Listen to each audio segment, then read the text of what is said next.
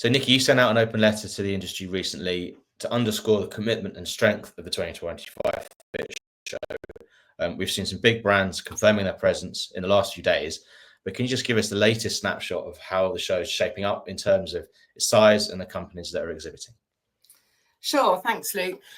Yeah, we're really doing extremely well despite some obviously challenging landscape, and I think particularly, where it's been difficult is companies are taking much longer to make decisions on their participation. So that's been a little bit challenging, but currently we're sitting ahead of where we ended up at the last show in 2023.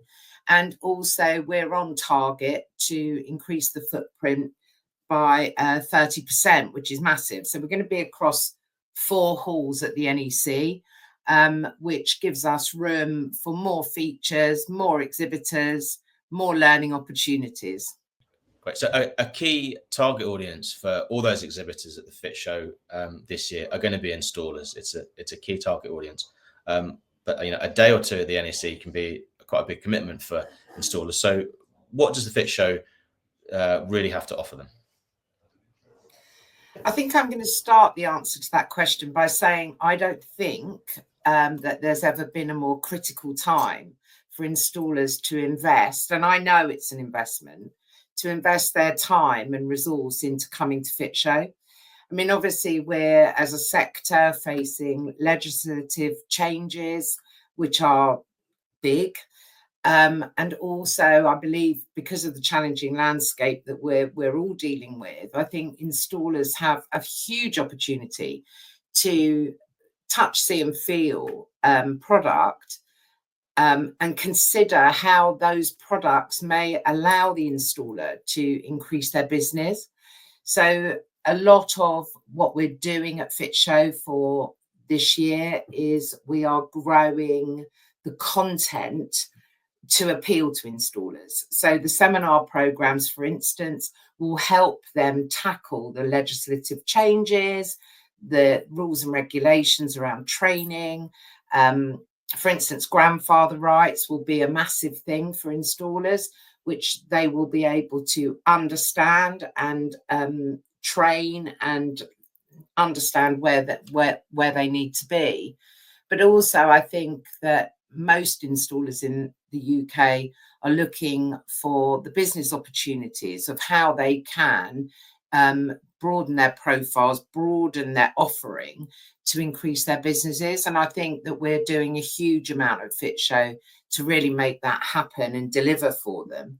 And finally, I think the installer demo zone, where the installers can come along, the window fitters can come along and see tools in action, products being installed in action, so that they can, again, look at the opportunities for increasing their business and growing their skills. So, Nikki, we're seeing there's a lot of international companies at the FiT show 2025 signed up from all over the world. What is it about this exhibition that you think is attracting them to come here? That's a really interesting question, Luke. I think that basically overseas companies are seeing the value in the UK market, ironically, probably more so than some of the UK companies. So I think they're seeing it as a massive opportunity. We've got 40% of the lineup for FiT show 2025 is our international brands, and coming from all over the world. So we've got America, China, Germany, Italy, Spain, and Turkey. We've got a huge representation from international brands, really recognizing the value of the UK market and how they can reach it via FiT show. And there really is, for this sector, no other exhibition that offers them that opportunity, and they get it, and they're joining the lineup in their droves. So we're also seeing a lot of a big presence from glass companies. Pharrell's just signed up recently. That's encouraging for the show. Can you tell us a bit more about how glass is going to be represented at 2025? Yeah, I certainly can. Ironically enough, glass is obviously really, really a massive, massive and important element of what FiT Show represents. But we have been missing some of those brands in the past, and we've got, for the first time in a long time, Clayton Glass back in the lineup, and we also have Hegler and Pharrell who've joined. And that is hugely important for the glass processors to come along to FiT Show. And we've got some other brands that I can't really mention at this time who are just about to sign. We've also got, obviously, Pilkington. So, you know, glass is back with a bang, I think. And I'm really, really pleased because it really gives FiT Show, it means that FiT Show will cover the whole spectrum of product, glass being a very, very important element. So another key part of trade shows traditionally are systems houses. You see in Europe, we see some of the European shows, the systems houses really go for it. Are we going to see a big presence for system houses at FiT Show 2025? Well, that's a great question, Luke. And part of my event planning going back to 2023, where we had 2 systems houses, I set out a target for myself and the ambition to increase that to 5. And we now have 7 on the floor plan.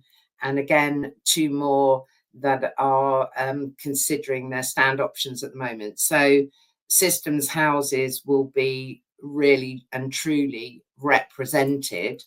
Again, we've got some international brands there, called Tizo being one of them, Aluplast. We've got Selector, who have done every single FiT Show.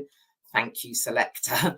And we've got Al UK. So we've got some fantastic brands. And systems houses traditionally have driven a lot of interest and attention in past FiT Shows. So I'm really pleased that we've got a more representative quantity of them to really show off for the fabricators and installers alike. So Nikki, you've worked hard this year to broaden the audience beyond just installers and fabricators. Can you tell us a bit more about how that's been achieved? Yeah, I certainly can. We're basically, our ambition for FiT Show is that we reach every corner of the sector, and recognizing the importance of trade counters for certain brands. We're doing a lot of marketing and personalized messaging to trade counters, to property development companies, to builders generally. We're advertising in magazines that perhaps we haven't traditionally advertised.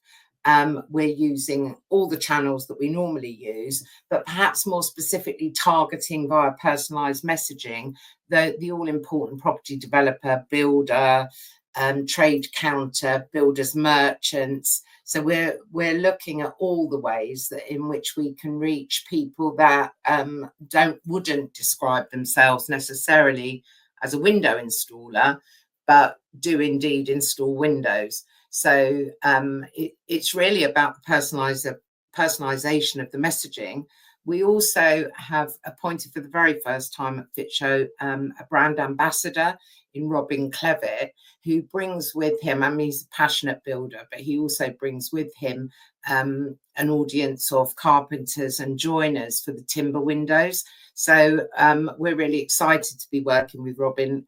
He will be doing a lot of work on the installer demo zone and also around the show. But yeah, I think it's all around personalizing the messaging and broadening the reach.